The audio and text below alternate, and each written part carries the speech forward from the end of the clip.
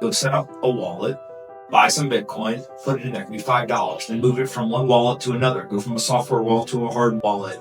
Take it from there. Go and put it on an exchange. Take it off the exchange. Right. Put it in cold storage. Like just keep moving around so you understand how this stuff works. Go and actually buy something with Bitcoin. I'm always trying to evangelize and talk to people and be like, hey, like learn about money, learn about Bitcoin. Become less of a consumer and you become much more of somebody who's thinking about is this thing worth me parting with the economic value that I have? If you're holding it in fiat, you know the fiat's going to be worth less in the future, so you're much more likely to spend it. If you're holding it in Bitcoin, then you say, hey, I know that Bitcoin's going to be more valuable in the future, and so do I actually need this thing? What is the biggest mistake you made? What is the biggest lesson you've learned since going on this journey?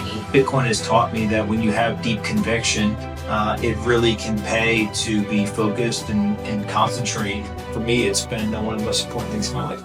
Hey guys, welcome back to the Bitcoin Lifestyle Podcast. I'm your host, Thea, aka Professor B, and we're back here again exploring the minds building within Bitcoin. My guest today is none other than Anthony Pompliano, one of the biggest voices within this space.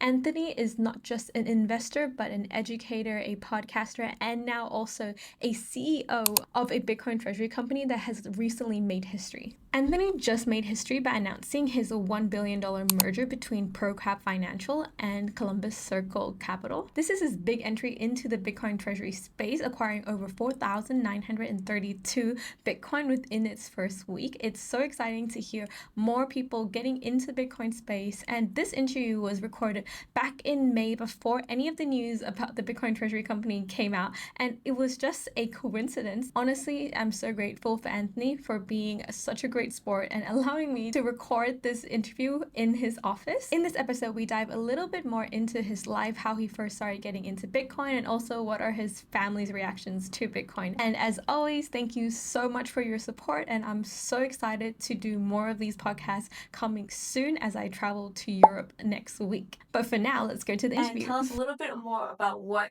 you do, what brings you to the Bitcoin journey. Yeah, Anthony Pompliano. I absolutely own Bitcoin, but also invest in plenty of companies.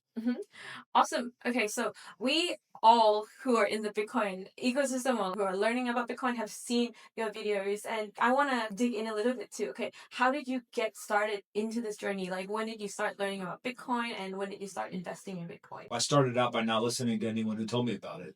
Everyone I think hears about it for the first time. They're like, that can't be a real thing, and you kind of dismiss it.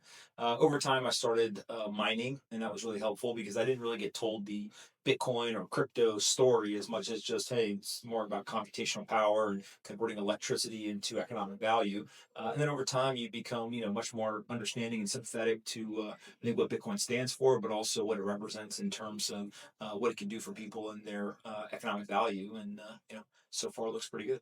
Okay, so you didn't really listen to anyone when you first started. You kind of like looked into it and like did your own research and kind of come to the Bitcoin yourself. For anyone who is in that journey, who's in that early stage, okay, I'm looking into it. I'm trying to do my research, my 100 hours. What is something that you can give them as an advice? Okay, like this is the way. Learn about this. Focus on this part. I think there's two things. There's kind of like the academic understanding, and then there's actually the using of the technology. From an academic standpoint, there's a plethora of information. There are books, podcasts, articles that you can get on X, all kinds of different areas where you can go. You can learn about this stuff. You can go to conferences, all that. In terms of using it, I always tell people, look, go set up a wallet, buy some Bitcoin, put it in there. It can be $5. Then move it from one wallet to another. Go from a software wallet to a hard, wallet. Take it from there. Go and put it on an exchange. Take it off the exchange. Right. Put it in cold storage. Like just keep moving around so you understand how this stuff works. Go and actually buy something with Bitcoin. And what you start to understand is it's a thing that once you use it, you begin to see, oh, this is fast. Oh, this is cheap. This is something that I can use. And then naturally, I think just as you spend more time on something, whether it's learning the academic component or the actual usage, you become much more interested in it. It kind of takes over your whole life. Yeah, that is true. Bitcoin transforms you, takes over your whole life, and then gives you freedom in many ways. For you particularly, how has your life changed before learning about Bitcoin? What were you doing before? And then now, since having Bitcoin and being an advocate for Bitcoin, how's that changed? Yeah, well, I just think that Bitcoin it has an impact on an individual level where it makes you think much more long term, right? You become less of a consumer, and you become much more of somebody who's thinking about is this thing worth me parting with the economic value that I have? If you're holding it in fiat, you know the fiat's going to be worth less in the future, so you're much more likely to spend it. If you're holding it in Bitcoin, then you say, hey, I know that Bitcoin's going to be more valuable in the future, and so do I actually need this thing? The other thing is, for me personally, Bitcoin has been incredibly kind of valuable and gracious to me. You know, Bitcoin has taken me around the world. I've met incredible people. I've learned a lot, not just about Bitcoin, but about economics and geopolitics and how the world works. And I just think that it is a financial asset, but those that are holding it, those that are interested in it, they learn so much more, and there's kind of this halo effect of value that you get. And so for me, it's been one of the most important things in my life. So true that like when you do come into Bitcoin, it becomes almost one of the most important things in your life. How does your family react to you doing all this, getting into Bitcoin? Because as a Bitcoiner myself, I'm always trying to evangelize and talk to people and be like, hey, like learn about money, learn about Bitcoin. Are they Bitcoiners now? My brothers are very excited and happy that they bought Bitcoin as well. And do older families, are they into Bitcoin? Everyone I know is into Bitcoin. That's amazing. That's actually incredible because that's very rare to, have like your whole family be in on it now. One last thing, because we are doing a concise short bit.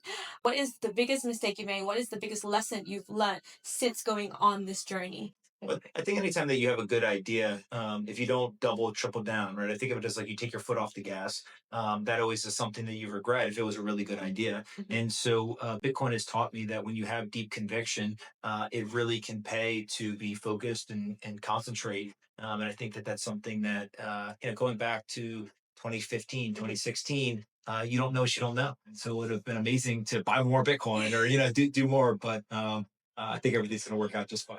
All right. Thank you so much for your time and also putting me into your very busy schedule. Yeah.